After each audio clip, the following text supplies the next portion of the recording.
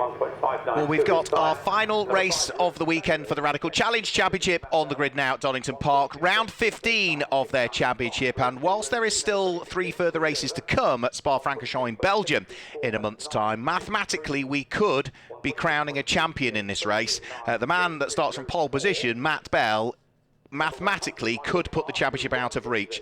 For instance, if he were to win, Jerome de Sadlier would have to sort of finish 10th or further back. Now, that's subject to where the extra 2 points go for pole position. We know they're going to Matt Bell, so he's already got 2 additional championship points, but it depends on where the extra 2 points go for fastest lap in this race as well.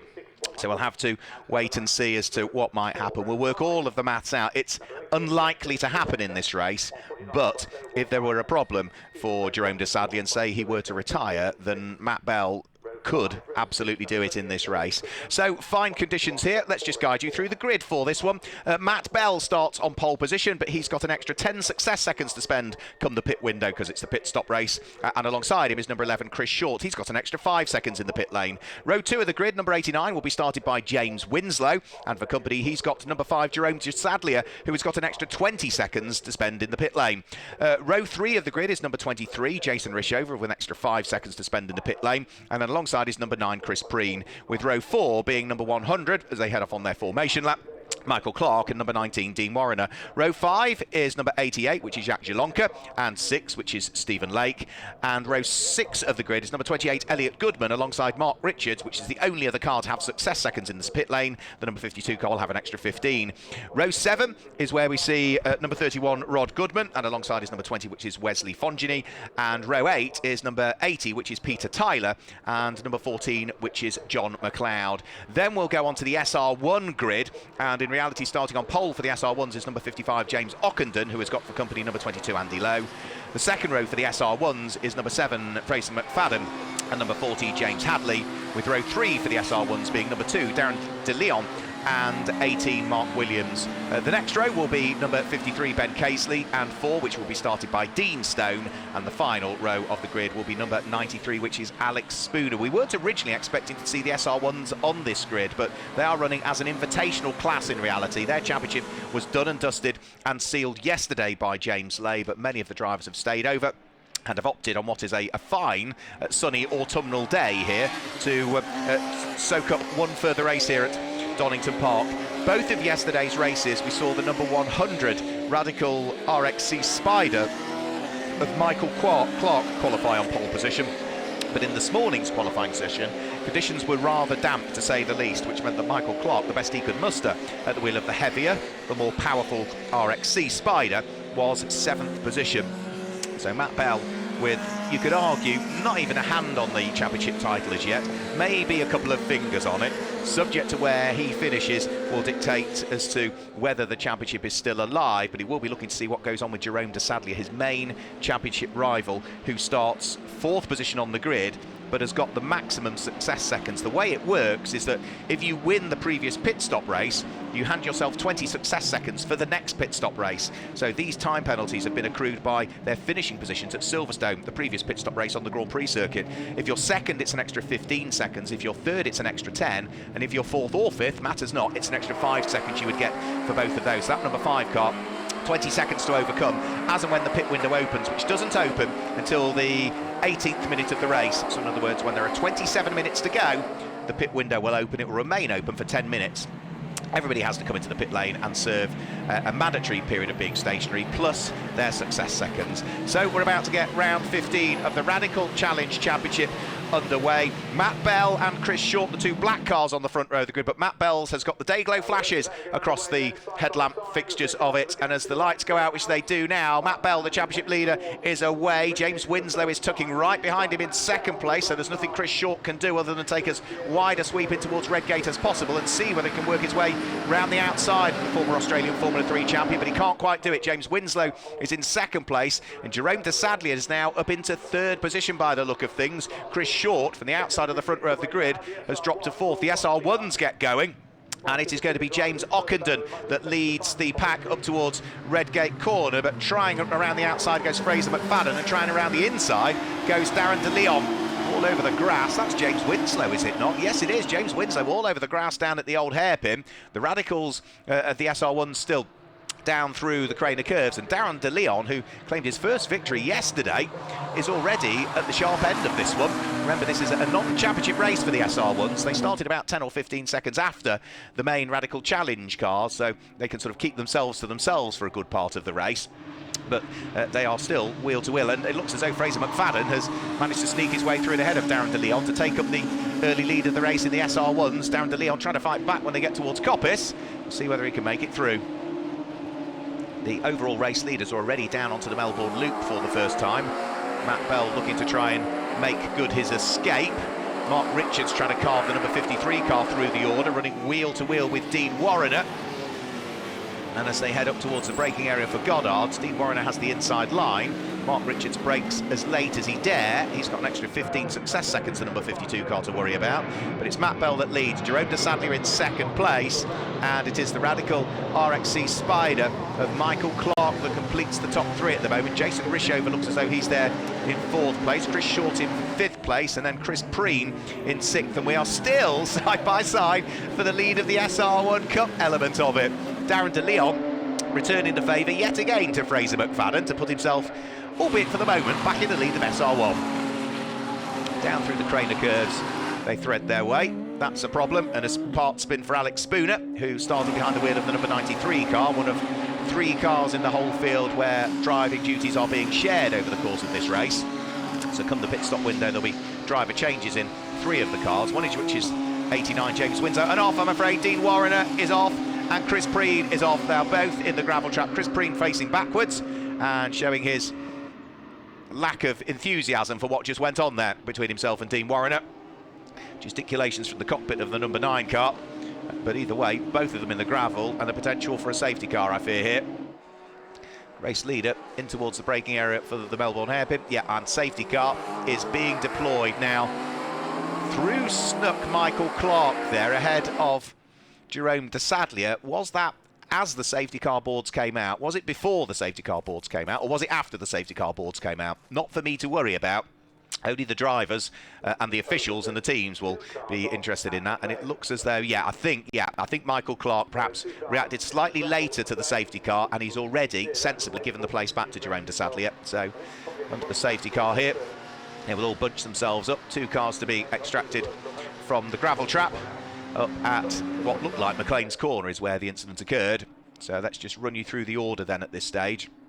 Under safety car conditions here in this 15th round of the championship for the Radical Challenge, it is number 44, Matt Bell, that leads the race. In second place, though, is his main championship rival, Jerome de Sadlier. So if they stay where they are, which they won't because we've got the pit window to worry about and extra success seconds to consider, then that wouldn't be sufficient for Matt Bell to claim the championship in this race. It would go to Belgium and Spa for the final round.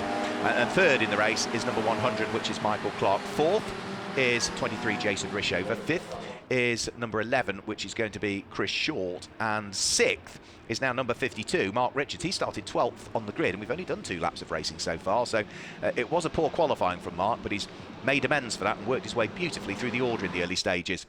7th place is going to be the number 6 car. That will be Stephen Lake. 8th place is 14 John McLeod. 9th place is Elliot Goodman, the number 28 car. Completing the top 10 is number 80, which is Peter Tyler. For the Radical SR1s, Darren de Leon, number 2, leads that, but we've seen just how close the battles have been between himself and the black and the green car that's just heading up towards shot now. That's second in the Radical SR1 charge, that being Fraser McFadden. Andy Lowe is third of the Radical SR1s, and fourth of the SR1s at the moment is going to be car number 40, which is going to be James Hadley. Fifth of the SR1s will be Ben Casely, and sixth of the SR1s, to at least give you that, is Scotsman Mark Williams, the number 18 car. So that gives you the top 10 overall, plus the top 6 that are within the Radical SR1s.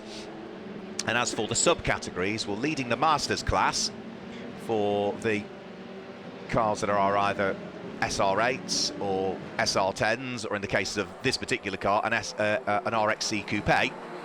That is going to be Michael Clark. Leading the Fangio Trophy for the Radical Challenge is going to be the 4th place car of Jason Rishover. Leading the Fangio Trophy for the SR1s, now the Fangio Trophy is for the older drivers in the field.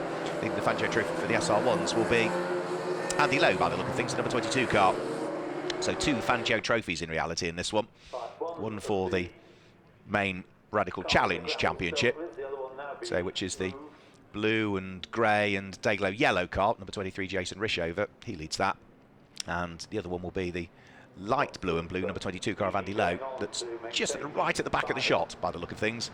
So 1 car extracted from the gravel trap. That will be Chris Preen's car that's been hauled out of harm's way. An enormous shame that for Chris Preen, who has had a best result of a 2nd place at Snetterton on the 4th of July, Chris. How did he get on yesterday? Well, not so good in race number 2, because he suffered a retirement, I'm afraid, in race number 2. Very early on the 2nd lap of the race was where Chris Preen retired. He finished inside the top 10 in the first race of the day yesterday, in 9th position. And as for the other car that got tangled up, which was the number 19 car of Dean Warrener, who's graduated up from the Radical SR1 Cup. He only really appeared at Silverstone in the Radical Challenge for the first time, didn't finish inside the top 6 in any of those races, but he was 8th in the first race yesterday, Dean Warrener, and he repeated that feat in the 2nd race. Now into the pit lane, that's John McLeod, is it not, that's in the pit lane there? Yeah, so this is way before the pit window opens, at least another 10 minutes before the pit window opens as yet.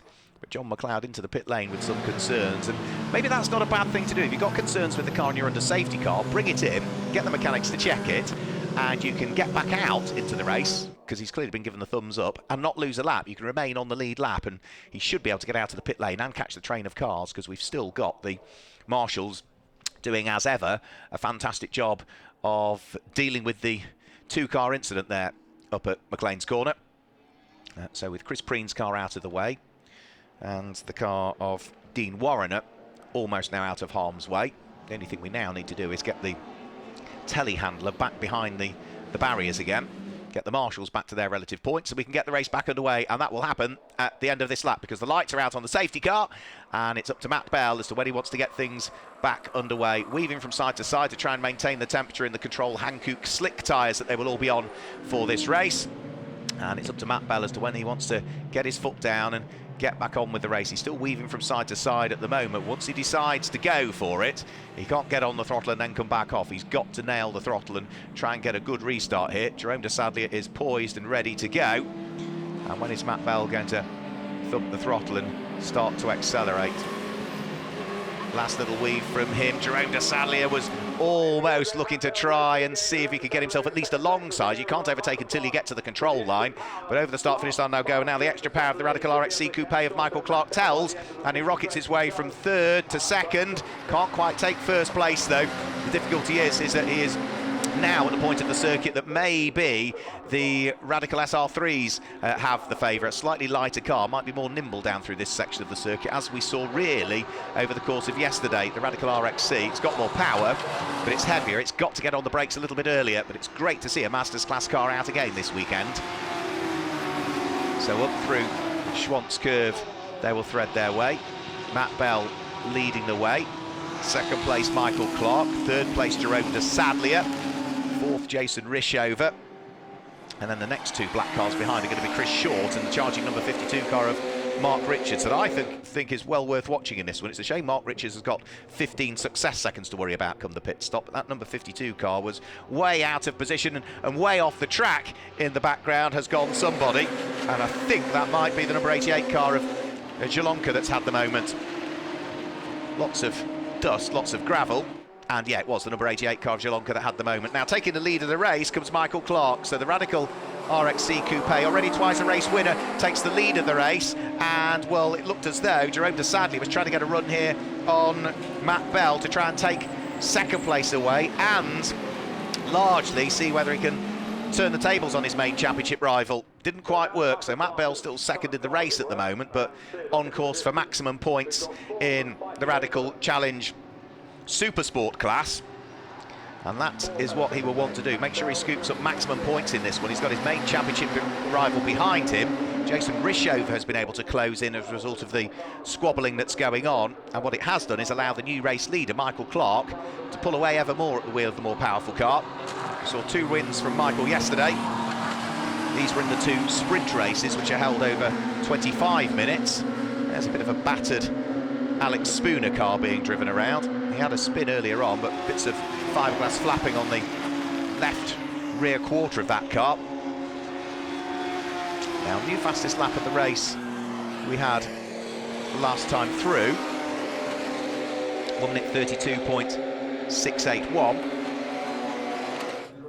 And off we've got another car, and that's down at the old hairpin where somebody has come to grief, and I think there'll be two. Mark Richards is one, and I'm afraid stuck in the middle of the circuit is going to be Ben Hadley, and that is, without question, going to bring out another safety car. That is Ben Hadley's car. It looks as though it's Mark Williams is the other car that's off in towards Starkey's Bridge. So I can't see that not going full course caution once more.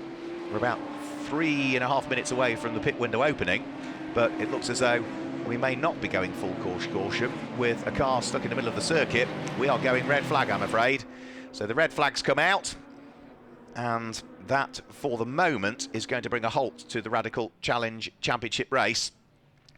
The cars stopping on the start-finish line. They'll wait for instructions as to what they need to do. So if I were Matt Bell, I wouldn't go into the pit lane. I would wait where the marshals are, wait for the instructions as to what you need to do, because sometimes you head into the pit lane and that'll be the end of your race. On other occasions, they re-grid you up, and usually the way it works is that you have to have done 75% distance to have completed the race and it to be declared. Well, we're certainly not at that. The red flags came out with a fair chunk of the race to go. If you think we're a 45-minute race, to get to 75% of it, we should have had 33.75 minutes of the race. Well, we hadn't. We'd got about 33.75 left, so we'd only had about 25 minutes of the race.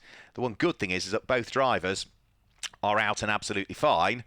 Most of the debris that's strewn around is largely fiberglass bodywork on the two Radical SR1s that came together. The SR1s run the 1340cc Suzuki engines. The SR3s run the 1500cc Suzuki engines. And what is happening? Matt Bell is being pushed by the marshals, back out of pit lane entry, so it does look as though at some point we are going to get a restart for this race. But as ever, our marshals, many of the cars still sporting the orange hearts on them. The bottom left corner of our screen has been an orange heart all this weekend as we continually support the marshals and all of the hard work that they'll do, not just here at Donington Park, but everything they've done throughout the course of this season, which has been a difficult season for the marshalling community. And with the halt to the race, everybody just awaiting confirmation as to what might be happening. There's the Royal Motorsport crew, Rob Weldon, who is a very well-respected driver in his own right that owns and runs that team. James Littlejohn there on the headset, chatting away to his drivers that are out there on the circuit. I think James scheduled to get married very shortly. Talking to his fiancée Stephanie Bush a few weekends ago down at Snetterton, and I think the date is set, and I have a feeling if it's not the back end of this year, it's early next year where he's due to get married. James has been around Radical racing for a very good number of years, but has also been racing in things like the European Le Mans Series. He's a very, very adaptable driver as well, racing historic cars. But we're just waiting for confirmation as to when the cars are going to be relined up on the grid and which order they'll go into. You can see lots of sweeping up being done. All of the various recovery trucks there. You can see the drivers just about to walk into the back of the ambulances, and that is no cause for concern. Any impact incident that you have in motor racing, the Motorsport UK regulations state you have to have a medical checkup. So if you've had any sort of impact incident, you have to have a medical checkup. So if you're absolutely fine, again, it just allows the doctors just to check that everything is fine, sign the paperwork and let you go. So there's no concern that the ambulances have gone to the scene. That is just a standard procedure for the drivers just to have the checkup. Sometimes it's done in the back of the ambulance, sometimes they'll bring them back to the medical centre, but everybody just awaiting confirmation as to what might be happening in this race and what sort of restart they'll get. Nowadays, fewer people gazing at TV screens mounted onto the pit wall than in garages. It's all just done via your mobile phone nowadays, so everybody just sort of looking and trying to work out what's going on. There'll be various WhatsApp groups communicating with each other to see what's going on, and our spectators here at Donington Park also sort of scratching their heads to try and work out what might go on as well. So The cars, the one good thing is that if the race were deemed to be null and void, they'd have waved them into the pit lane, I think, by now. The other thing they'll be looking to do is if they're going to re-grid them up, it's which order they'll re-grid them up. So it's a red flag, so you'd go back a lap and pick up the order from that. So if there's been any shuffling in the order since the previous lap, then the cars will be gridded back up in a different order. So safety car heading back round. Now that's a positive sign, because the safety car will be heading back round again to get back at the front of the grid. It parks at pit lane exit here at Donington Park, so they can drop out onto the circuit as soon as it's required, but to then enable it to get to the front of the grid, it's got to be released from the pit lane, do a full lap to line up on the grid. So that's exactly what it will be doing. Once it gets there, I think then the cars will then start to be sorted out into which order that they're going. We've not had too many disruptions in the 2021 season for the Radical Challenge Championship, too many red flags. They said he should have got out the car. So I said, just wait until I tell you. Just turn the engine off, come in the grid and wait. Just trying to earwig the conversations that are going on. But I just then spoke to the club, the course, and he's trying to find out, because look, the check the facts finished. So, safety car has now pulled up onto the start-finish line. The red light's still on the gantry. One driver out of the car there in the background as well. You can just see the overalls and the crash helmet. The stricken cars being recovered from where they came to rest.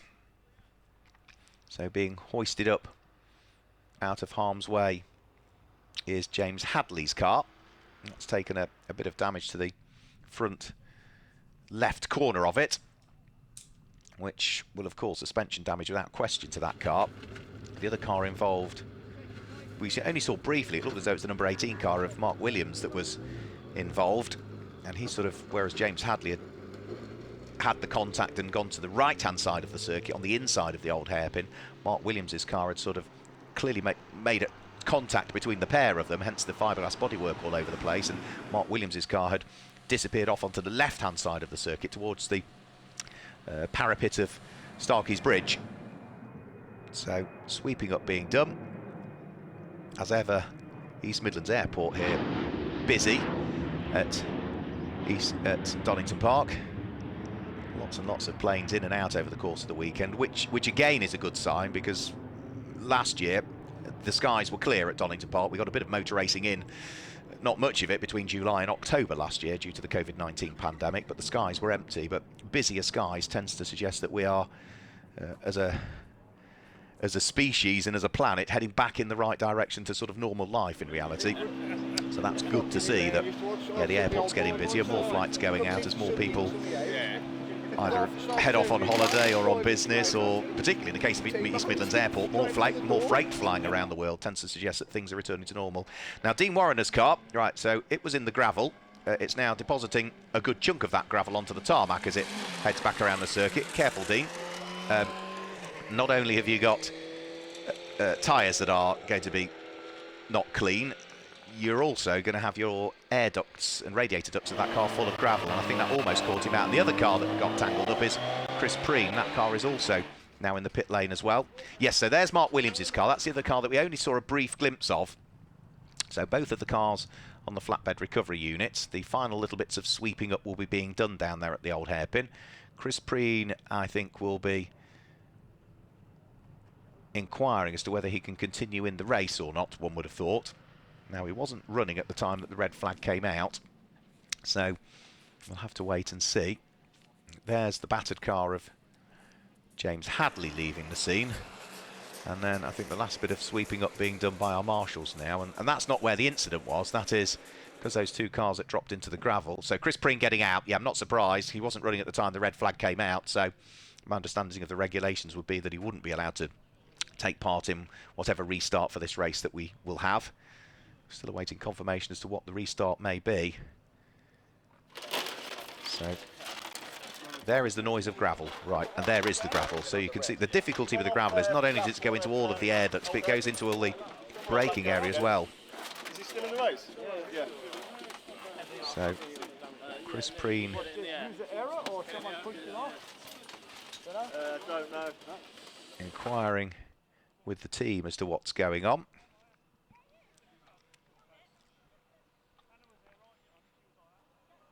Marshall's heading back to their posts, and I think the lady and the gentleman to the far left and the far right, I suspect will be on a taste today because they don't have their orange overalls on. They've got their orange tabards on, and if you want to get involved in marshalling, it's a great way of getting close to the sport without the expense of competing. And taster days are things that you can sign on to. So log on to marshalls.co.uk, marshalls.co.uk, the official website for the British Motorsport Marshals Club. You can pick a taster day. There are many of them throughout the course of the season. Leaf blower, gravel blower, I think is the new term for that one. Yeah, there are several taster days at every circuit throughout the course of the season. You sign up for one that's convenient for you, a circuit that's convenient or a date that's convenient, and in the morning you're met by a very experienced marshal who will be your mentor for the day. There's probably another 10, maybe 15 people on the same taster day as you. You get a guided tour around the circuit, so they guide you through all of the areas of involvement that you can have in a motor racing event. So whether it be you want to get involved in working in race control, or perhaps you want to get involved in scrutineering the technical aspects of the cars. You might want to get involved in the assembly area where the cars go before the start of the race, or park fermi where they go afterwards. You might want to be a pit marshal. You might want to work ultimately on one of the rescue units once you've passed all of your qualifications, which are the registered ambulances that have all the cutting and extraction equipment in the back of them. Or you might just want to work, as many people do and as I've done in the past, out on one of the marshal's posts, either as an incident marshal or a flag marshal, or the chief marshal on that individual's post would be called an observer. So you get to see all of that in the morning. They might bring you to understand what happens in timekeeping or what happens in the commentary box even. You do all of that in the morning with your mentor guiding you and the rest of your group of marshals who are on taster days around. And then you head out onto one of the marshals' posts in the afternoon to marshal. And it really gives you a fantastic insight into what it takes to put on a race meeting, and also the amount of people and resource that we need to put on a race meeting as well. So marshalls.co.uk if you want to get involved, and as the little orange heart is in the bottom left-hand corner of our screen, we continually support the marshals for all of their hard work. Now, we have gone back a lap. You remember the point the red flag came out, Michael Clark was leading, but he'd only just taken the lead of the race, and with a red flag what happens is you go back to the previous lap, the previous full lap that was completed. So Michael Clark has got it all to do again, I'm afraid, because it is the black car of Matt Bell that has been placed on pole position. Chris Preen is making his way down towards pit lane exit, so he has clearly checked with the team as to whether he can take part in the race. I'm sure they will have liaised with race control before they've released him down towards pit lane exit.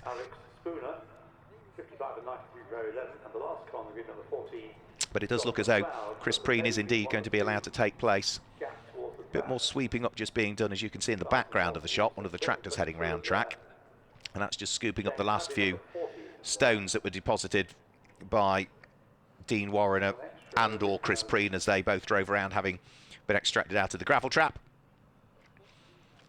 And we are going to get a 23-minute race, it is showing.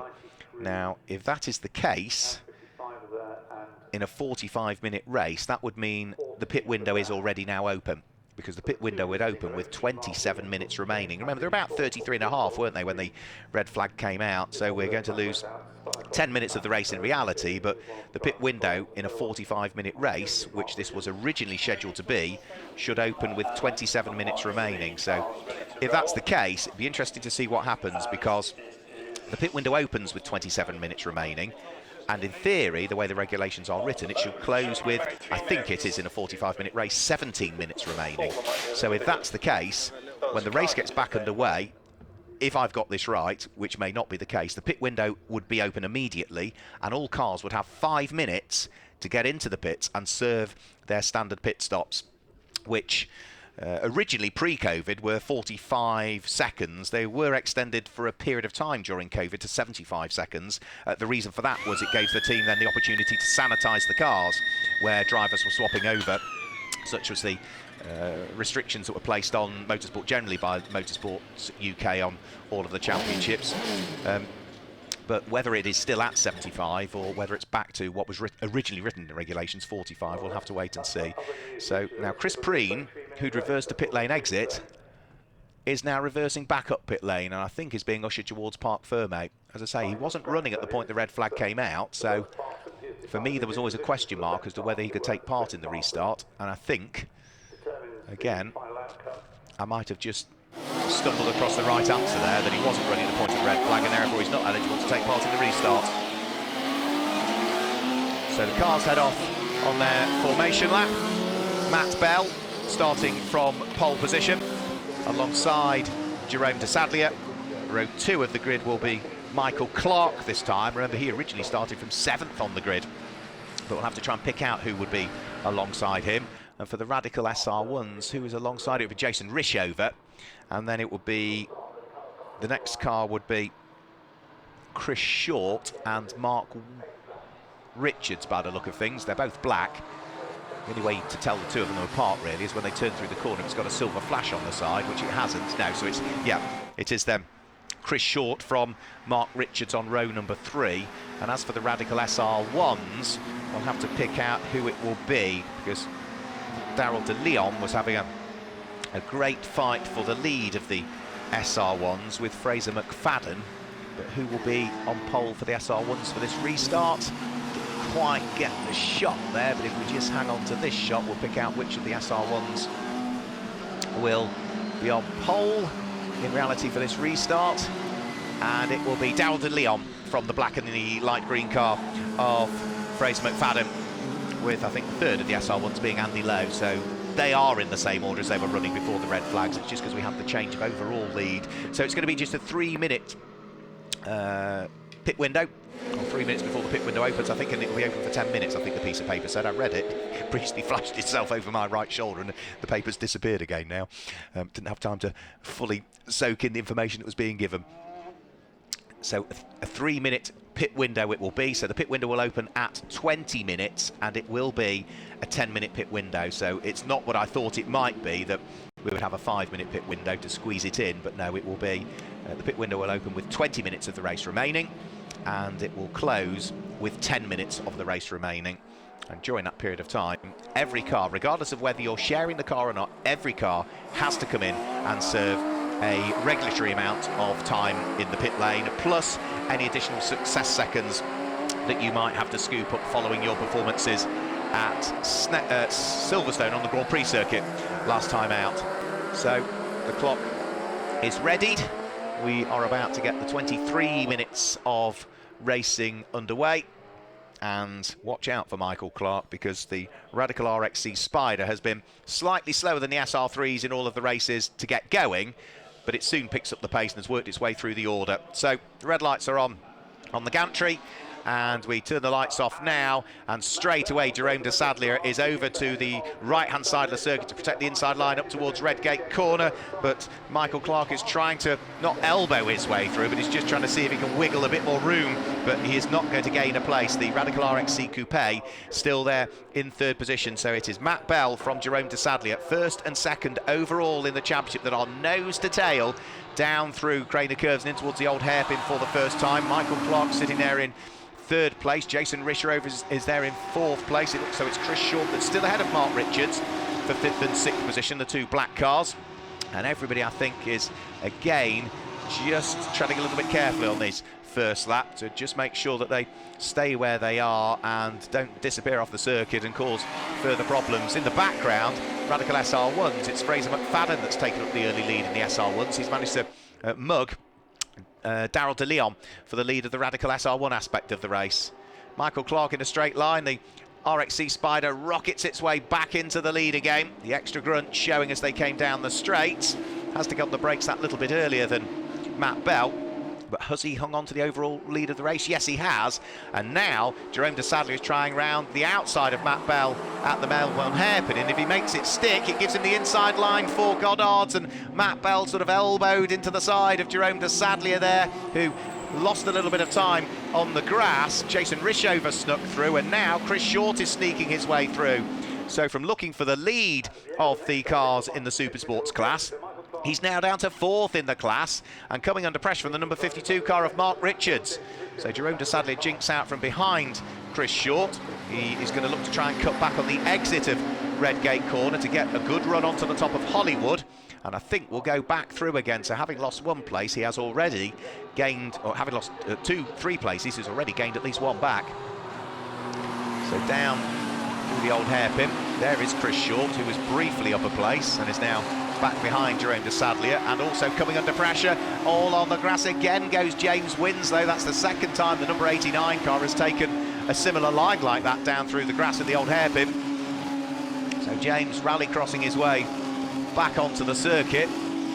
Jack Jalonka coming under pressure from John McLeod, who, remember, called into the pit lane, didn't he? Very early on in the race to get things checked over. But Michael Clark leads the way and leads the Masters class as well.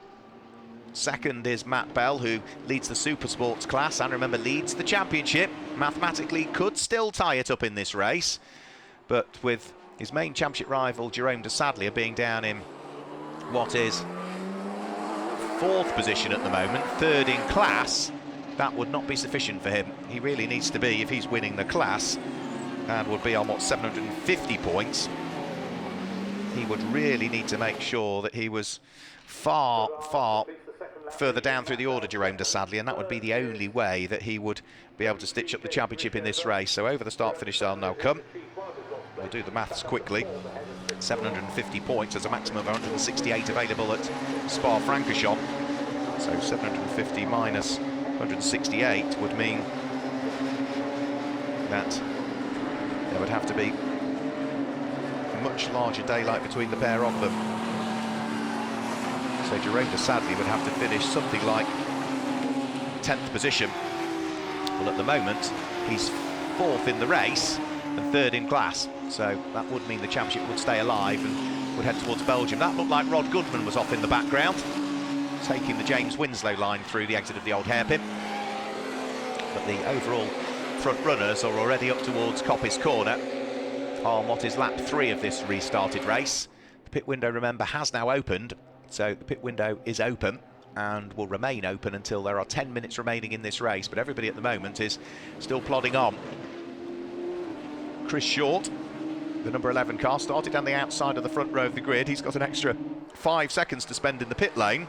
The car that's giving him a thing or two to think about at the moment, the 52 car of Mark Richards, has got an extra 15 seconds to spend in the pit lane. So this battle that's raging at the moment will come undone a little bit when both cars pit. Chris Short will be stopping for 10 seconds shorter than the car that is to driver's right at the moment. So out of Goddard's they will go, over the start-finish line, and the first of those is in. So into the pit lane comes Matt Bell. The standard stop he will have to make, plus an extra 10 seconds for Matt Bell in the pit lane.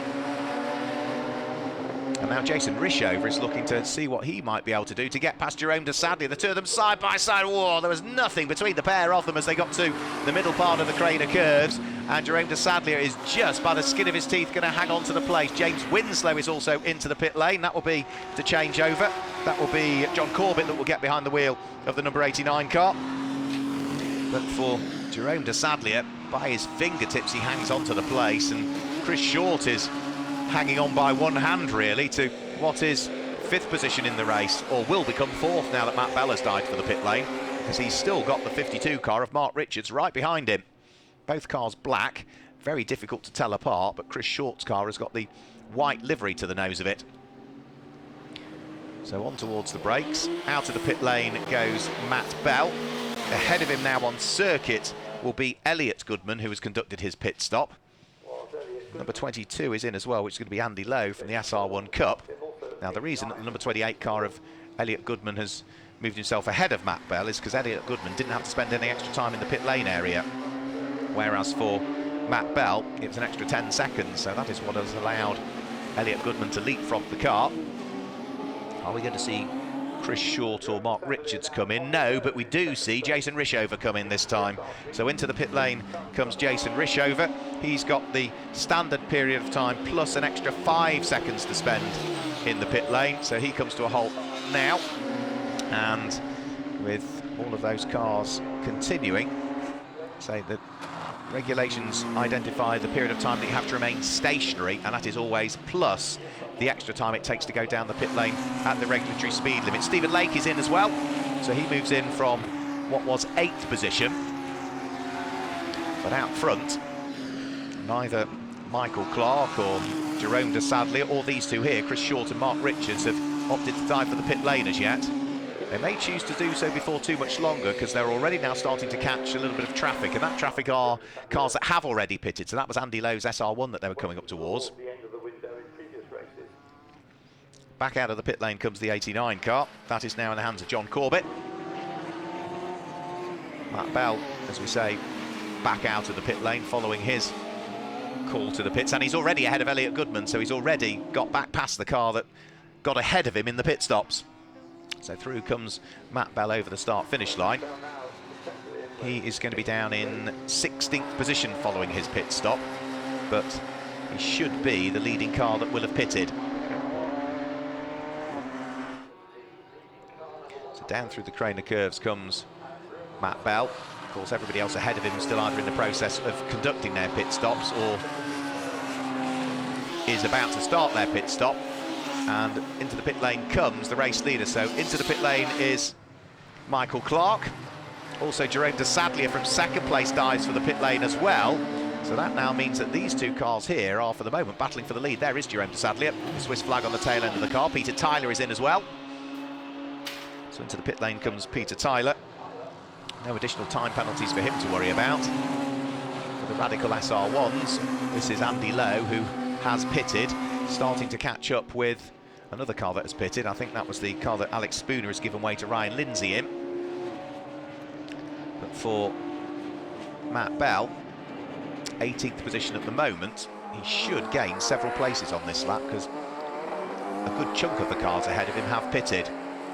There's still 4 minutes of the pit stop window remaining open though, so there's plenty of time for the likes of Chris Short and Mark Richards and John McLeod to head into the pit lane. Wesley Fongini hasn't pitted yet either. Neither has James Ockenden, who is at the moment now, I think, taking up the lead of the SR1 charge of cars, with everybody else that was ahead of him in the pits currently. So Peter Tyler back out of the pit lane. So they're stopping for 45 seconds. So we're back to pre-COVID stops for these cars now. They need, under current guidance from Motorsport UK, to sanitise the car if drivers are swapping over. That was why it was extended from 45 seconds to 75, but we're back to 45 stationary again. And for Jerome de Sadlier, remember, this car stopped for an extra 20 seconds in the pit lane, so 45 seconds plus an extra 20. So it was 1 minute and 5 it had remained stationary for. And there is Peter Tyler. There was dust and debris ahead and detritus of Jerome de Sadlier, and I think it might have been that car there that had an off on the exit of the corner. Now these two cars, still fighting for the lead, haven't pitted as yet. So Chris Short and Mark Richards still together, still pushing hard, neither of whom have pitted. They were separated just by 0.2 of a second as they came over the start-finish line last time through. They can complete the lap that they are on and probably do one more, but after that the pit stop window would have closed, so they need to be conscious. If they don't pit this lap, the next lap is probably the last in which they can pit, and they've got a bit more traffic to deal with now, and this is the front runners in reality in the SR1 Cup. So about to squeeze his way past Fraser McFadden is Chris Short. He's not going to do it on the run in towards the S's. He'll have to wait until the way out and should be able to pick off the lesser powered Radical SR1 on the run in towards the braking area for the Melbourne hairpin. So SR3 up the inside of SR1. Mark Richards follows through. So the two leaders, as things are, head up towards Goddard's on the completion of lap number 7, and Mark Richards takes a wider line in towards Goddard's to try and see whether he can do something on the exit of the corner. And they both dive for the pit lane this time through. So into the pit lane come the cars from both first and second position. So Chris Short comes to a halt now. He's got an extra 5 seconds to spend in the pit lane. Mark Richards comes to a halt now. He's got an extra 15 seconds to spend in the pit lane. So that should drop them back down through the order. John McLeod has, I think, not pitted as yet, the number 14 car, so he could potentially take up the lead of the race if he doesn't pit. And Wesley Fongini, the number 20 car, hasn't pitted yet as well. But other than that, I think they're probably the only cars. In fact, Wesley Fongini pits this time through. Jerome de Sadlier threads his way through and past Elliot Goodman. So de Sadlier now will be up into 9th in the race, but at least 3 of those cars are in the pit lane currently. But he knows he's going to have to work harder in this one, because he did take the pit stop race win last time out And it should now be this car that's picked up the lead of the race, because the 3 cars that were ahead of Michael Clark were all in the pit lane. So Michael Clark now back into the lead of the race. Doesn't show it as yet on the timing bar to the left of the screen, but next time through it should confirm that he's now back in the lead of the race.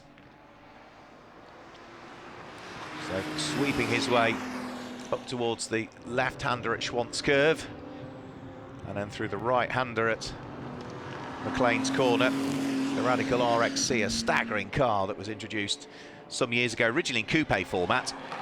Had a passenger ride in one of these around Canwell Park some years ago. I've never had the opportunity to either drive the coupe or sit alongside somebody, but beautiful looking car, huge amounts of power and problems. Right, there goes number 89. We've seen a chunk of that rallycrossing in the hands of James Winslow. Well, John Corbett has decided that rallycrossing radicals is what he wants to do, but he wasn't the only car there. I think he got tangled up there with Matt Bell, possibly.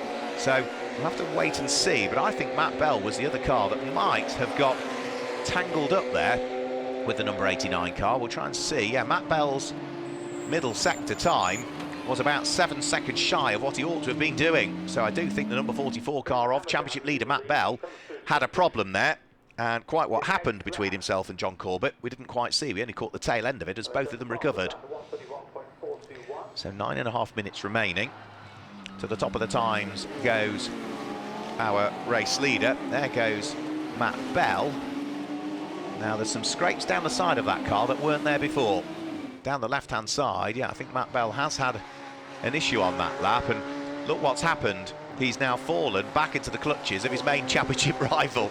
So it doesn't look as though the championship is going to get sorted. Yeah, you can see all the scrapes down the side of the car, the left-hand side, the swirls where 2 cars have come together. So Matt Bell, his lap time last time through was 7 seconds slower than he should have been doing, and those 7 seconds were all lost in the second sector of the lap, which is somewhere between about this point here and the exhibition centre as they headed towards the S's. And it was really at the exit of McLean's Corner. So just as they came up to this point here, that's where I think Matt Bell and John Corbett had their slight altercation between the pair of them, or both were after the same piece of tarmac at the same time. Now Matt is pressing on. Michael Clark leads, Jason Rishover is second, Chris Short is now third, John McLeod is in 4th place, and 5th at the moment is this little squabble here. So Matt Bell and Jerome de Sadlier, both of them leaping over the curbs that they're allowed to ride, but staying way away from the more raised curves that have been installed on the S's for this weekend. And Matt Bell locks the brakes there, and Jerome de Sadlier needs no second opportunity, threads his way through, takes the place away. So he will be up to 5th in the race, and that will be 4th in terms of the championship points score, because of the Masters class car of Michael Clark that lies ahead. And that does now mean that the championship will more than be alive heading towards Spa-Francorchamps. The rear bodywork damage on Jerome de Sadlier's car. Looks as though the engine cover is just flapping away on the left-hand side. That shouldn't be a cause for concern at the moment. I think one of the fixtures has just come adrift on it, which is just allowing it to bounce up and down, but as long as it's attached on the other side, it shouldn't be too much of a problem for Jerome. And at this stage of the race, not only has he got past Matt Bell, he's already now starting to pull away to a good degree. So over the curbs on the exit of McLean's Corner goes Jerome de Sadlier in his newly acquired 5th place on the road. Our race leader is down in towards the Melbourne hairpin, about to complete lap 10 of this restarted race following the red flag. So onto the brakes, in towards the left-hander at Goddard's, turn number 12, accelerating his way back over the start-finish line. What's been a solid weekend of racing, really, for Michael Clark. Now these are 2 SR1s busy squabbling away. Ben Casely is the car at the front. Andy Lowe is the car that sits behind.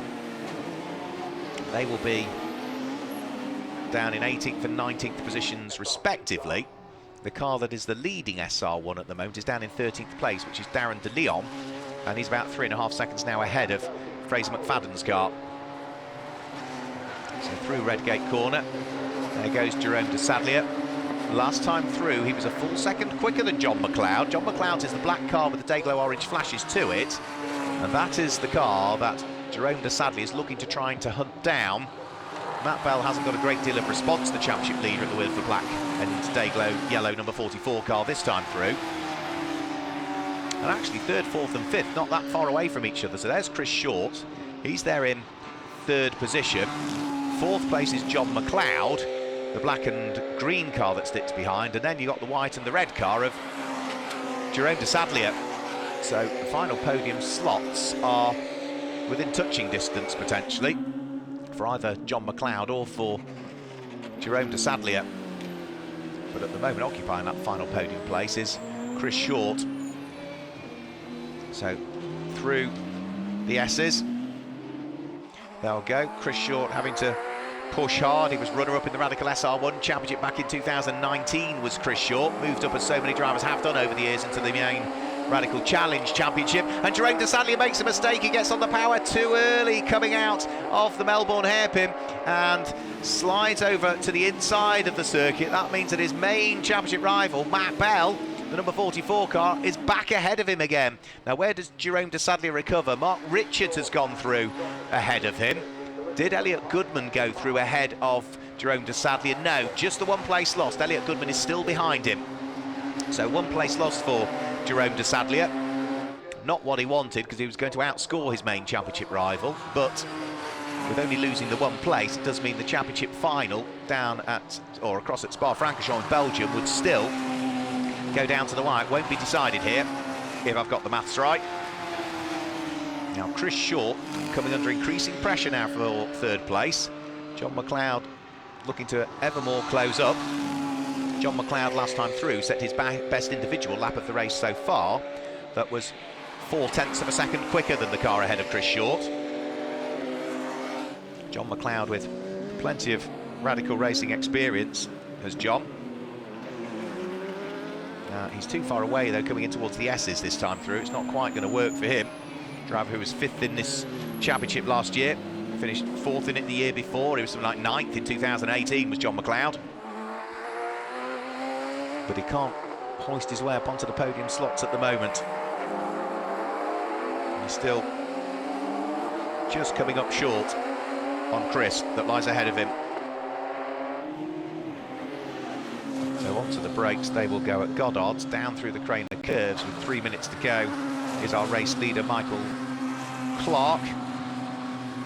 And his second weekend of racing in the Radical Challenge Championship this year for, oh sorry, third weekend of racing was it? No, second weekend at Snetterton, opening round of the season where he appeared. I think had problems at Brands Hatch, didn't appear at Snetterton or Silverstone, so he's not in the championship fight as such. But for Michael Clark, it's just generally good to see him back. You can see, look at the small stature of the SR1 compared to the RXC, much wider, much more aggressive in terms of its styling, I suppose, but huge amounts more power and aero from that car as well. So he leads, he's on the Melbourne loop, only now coming out of Coppice Corner is the second place car number 23 of Jason Rishover. So this will be a good result for Jason. We haven't seen him claim a win as yet this year. He's actually only had one second place, Jason Rishover. That was at Snetterton. Now you could argue it will be a class win because it's a Masters class car ahead of him, so it would be a first class win of the season for Jason Rishover, because when he finished second at Snetterton, Matt Bell claimed the win, so it is going to be maximum points in the class, that being the Supersports class for Jason Rishover. Another driver that's been a very good customer of Radical over the years. As he threads his way over the start-finish line, he'll be heading on to his penultimate lap this time through. Now you can see the squabble for the final podium spot. Chris Short, who has got John McLeod not that far away. Matt Bell beginning to close in. Mark Richards is the black car that's at the tail end of this little quartet, heading up towards Redgate Corner now.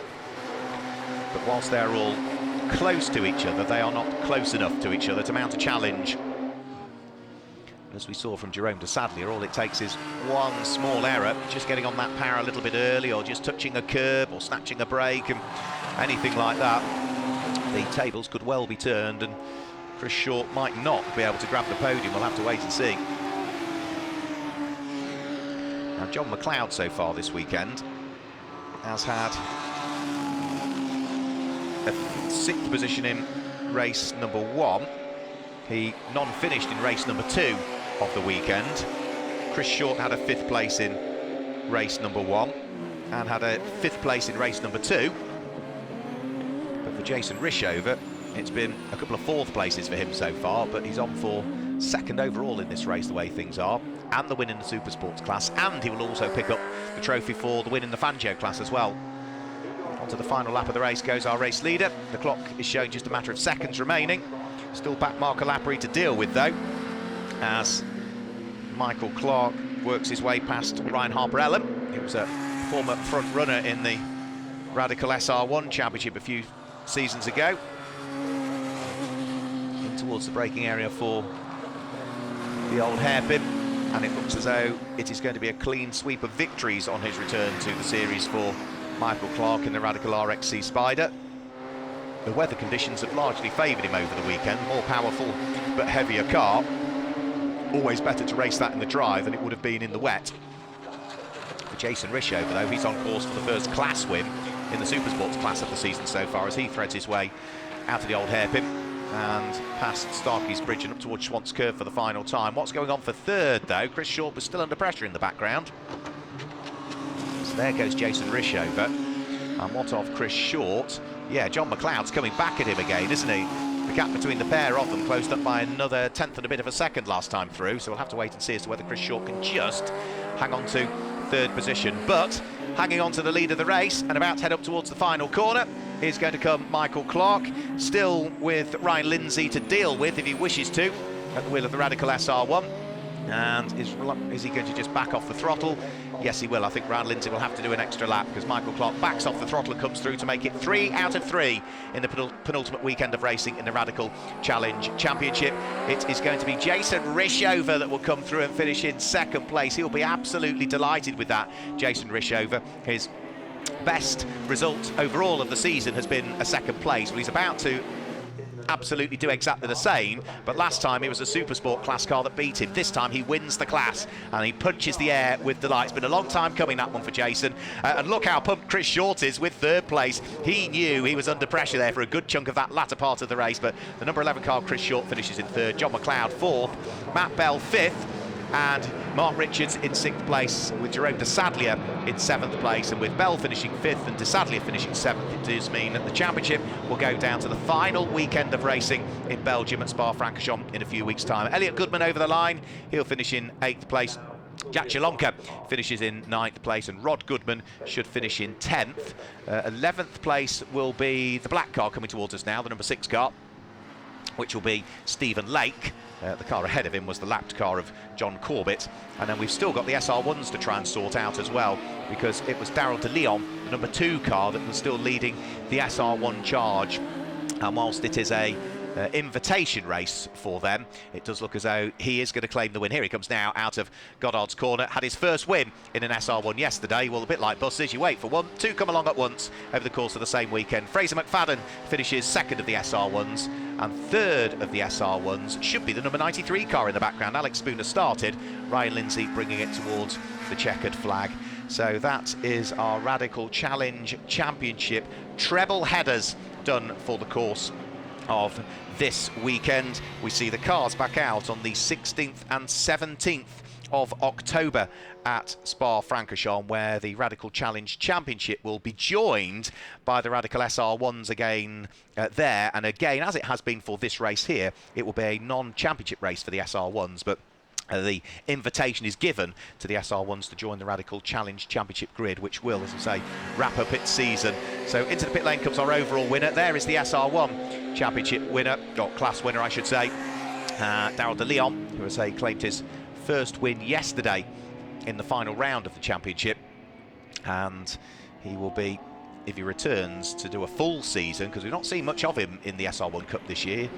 He appeared for the first races at Silverstone only a few weeks ago, but considering that he's new to the championship, he claimed his first win yesterday, and he will be hoping, I'm sure, that he can raise the budget to do a full season in SR1s next year, or maybe move up to Radical Challenge if the budget's available. We'll have to wait and see.